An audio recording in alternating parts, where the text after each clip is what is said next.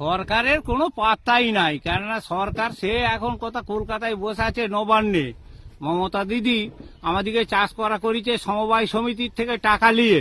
আজকে কোনো তার সিদ্ধান্ত নাই যে হ্যাঁ আলুগুলো নিয়ে বাইরে কত ইম্পোর্টেড করব, কোথা কেরালা, কোথা মহারাষ্ট্র, কোথা তামিলনাড়ু, কর্ণাটক, আর এদিকে বাংলাদেশের সঙ্গে গরু আলু ঝগড়া করে বর্ডারে সিল করে রেখে দিয়েছে, এইদিকে উড়িষ্যায় সিল করে রেখে দিয়েছে।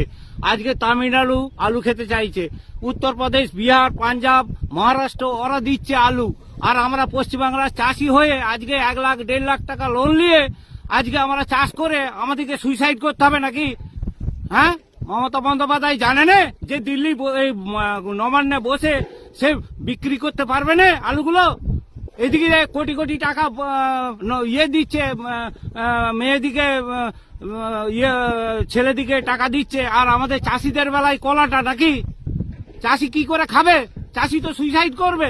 আজকে আমি আলু চাষ করেছি সমবায় সমিতির থেকে টাকা নিয়ে, আজকে আমার কি অবস্থাটা?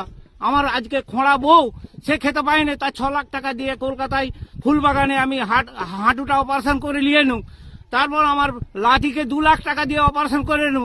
আজকে একটা ঘর নাই, দুয়ার নাই। 1968 সাল থেকে যুক্ত ফ্রন্টের আমল থেকে, সিদ্ধার্থ শঙ্করের আমল থেকে অনেক মুখ্যমন্ত্রী দেখেছি, অনেক প্রধানমন্ত্রী দেখেছি। আজকে আমি মাটিটাই দাঁড়িয়ে আছি।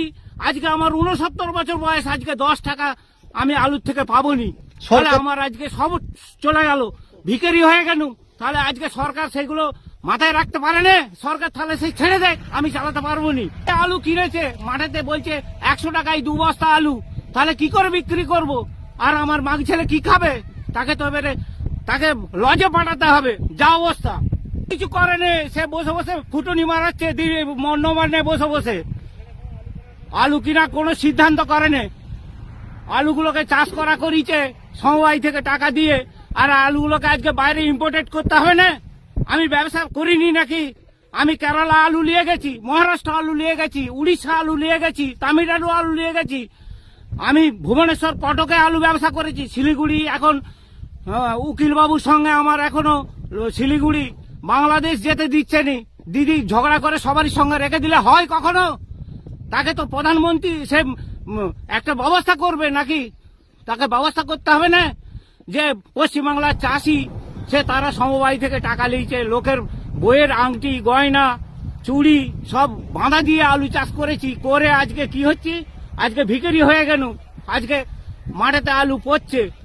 আমি যা বলার বলে দিয়েছি, দিদিকে ভাবতে দেন। কেননা একটা কথা, সবারই সঙ্গে ঝগড়া করে থাকলে হয়নি কখনো। আমি সিদ্ধার্থ শঙ্করের আমল থেকে মুখ্যমন্ত্রী দেখে আসছি। আজকে একটা মুখ্যমন্ত্রী নয়, 5টা প্রধানমন্ত্রী দেখলুম, 5টা মুখ্যমন্ত্রী দেখলুম। আমি কিন্তু কোনো ব্যবস্থা করেনি। কিন্তু এর আগেতে যারা মুখ্যমন্ত্রী ছিল তারা সব ব্যবস্থা করে বাইরে পাঠিয়ে দিয়েছে। আমি ভোটের ব্যাপারে আমি জানিনি। আমি একটা চাষি মানুষ,